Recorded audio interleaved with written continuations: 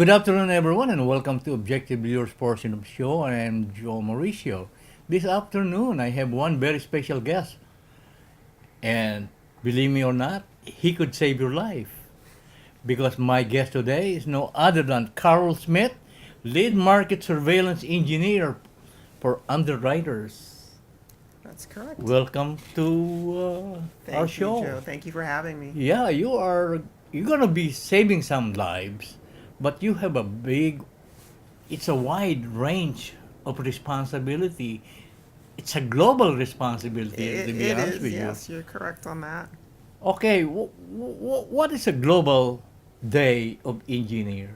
What's a global day of The engineer? Global Day of Engineer was just a way to focus on and bring attention to all the different types of engineers we have around the world and the wonderful things we do to make a difference in the world we live in.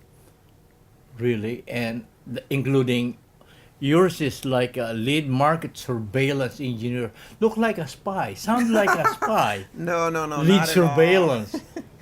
Or you know, what type of guarantee does your company give to, for example, a product from China? Well, our company itself doesn't give any guarantees on the products. What we always tell the customers, the consumers, is that the UL mark on the product is the manufacturer's declaration that the product complies with the applicable safety standards.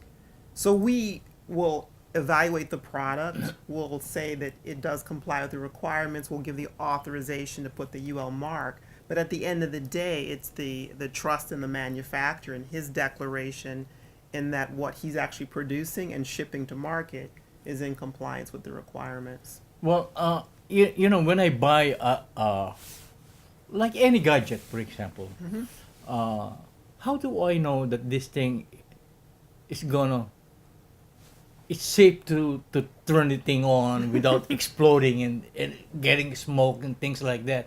Like for example, not too long ago we have this two wheeler thing that smoke that the battery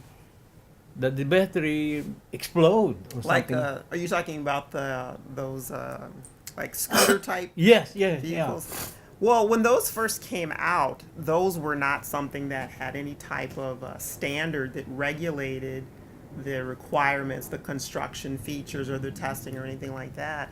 And I think it was the Consumer Product Recall came to us and asked us to help in the development of a standard to kind of put a little bit more regulation over the design and development and manufacturing of those products. And now there are some on the market that have been evaluated and tested by UL. So that's a good example of how there were no requirements and the yeah, development came about rather quickly because of the incidents that had been yeah, occurring. yeah. Even cell phones sometimes the battery explode. Sometimes they do, yeah. Yeah, but as an engineer, I assume that you guys talk about the engineering challenge of the next 25 years. What do you see? Absolutely, we talk about that. There's so many different opportunities right now because of the changes with, you hear people talk about the large data and the Internet of Things and smart houses and, smart controls and automation and artificial intelligence. So there's a Oh lot of man, opportunities for young people to be involved and actually have an opportunity to shape the future and be part of the decision making process. wow. We need we need a engineer leadership though. What do you tell to the people to the engineers now that would like to be a leader in the engineering field? A leader in the engineering field, I would recommend, first of all, to, as much as you can, participate in group type activities. So if you're an engineering student, Yeah, join engineering clubs and yeah, affiliations. yeah, And if you're a professional affiliations. And mix your disciplines. Don't only spend time with, if you're electrical engineer, the electrical engineers, but spend time with the civil engineers and the biomedical engineers. because that cross-disciplinary discussion is, I think, sometimes where the best ideas come from. When we work with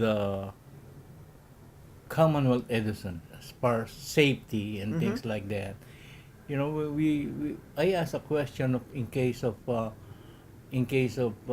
terrorist attack, what do they do? What do the engineers do to prevent the thing from happening, and not really have the city of Chicago as a casualty of this type? I haven't really explored that too much at all. I'm sure they must have something in place, some type of action plan when there's a terrorist attack on our power system. But power engineering is something I only dabbled in a little bit because it was a necessary topic to pass an exam. Yeah, you have just Global Day survey. Yes, Uh, I actually brought it with why? me. Yeah. What would be the result of that? What's the result of the survey? They focus on different areas. The main goal of the survey was to find out why people go into engineering, what they enjoy about it, why are they so passionate about the field, and to get the answers from all over the globe, from men and women of all ages inside the profession. And some of the results for me were a little bit surprising, and then other results were not so much Why are they surprising. surprising? It's something in my mind that we've talked about a lot of years now, getting more girls and women involved in engineering. And one of the results was that when the survey asked the question, who introduced you to engineering, or who shared it with you, who talked to you about it that made you decide to go into engineering, and only 7% mothers talked their daughters into doing it, and more like 27% of the fathers did. So, me, myself, as a mother who went to engineering school and think it's a fabulous profession that's very valuable and rewarding, neither one of my children were interested in it in the least. And my older son, as a matter of fact, told me, Mom, I would never consider engineering because I don't remember you saying too much positive about your job. And I'm thinking to myself, so I've had opportunity, direct contact Yeah. with young people that I could influence in my own home, and I missed the mark. So I'm surprised that for the last however many years that we've been promoting it, we're still not seeing the impact being made by women who are already engineering. That was my own takeaway from reading the survey. It was a little bit surprising to me. Okay. In lieu of that, are there any resources available to the student to take engineering? There's all kinds of resources. If you just look at what Discover E, if you ever go to discovere.org, and Discover E stands for Discover Engineering, there's all types of resources and organizations that are ready to partner with schools, with students directly, and there's a lot of online content that's available just to expose children at a young age. So middle school, great, high school, and even elementary school. And my company, UL, has two wonderful programs. One of those is the Safety Smart program, where engineers will go into the school with the students and provide to them an introduction to product safety and give them hands-on opportunity for exercises. I don't know if you ever heard of First Robotics, Yes, yes. which is a wonderful Yeah. way for students to be introduced to engineering and designing and building, and it gives you such a sense of accomplishment and empowerment to see what you can actually do when you put your mind to it. Okay. How about America is a very diversified country, and are you guys encouraging people of other ethnic groups to enter engineering? Absolutely, we are. And I thought about that today as I prepared to come to talk to you, Joe, that at my company we have many women, many people from different backgrounds. And you shared with me you came from the Philippines at a very young age and studied here. I don't know that I've ever personally met a woman engineer who was Filipino. I don't know if I have any at my Oh, company. yeah. But just a thought that crossed Yeah. my mind because I knew I was coming to talk to you today. Well, how would you encourage girls to take up engineering. It looked like to me, maybe it's a myth that engineering is for boys only.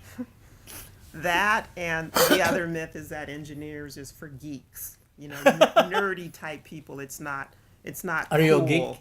I've been accused of being a geek by my sons again. Yeah. The young people, but I think if we can make it relative to young girls and show them how it impacts their life, and look at what they're interested in. There's a program that I think it's Rockwell Collins does called Engineer Day, where they bring the girls into their company. They're able to spend time with women engineers one-on-one, spend the day with them, see what they do, and there's a packet that goes home with them for the parents.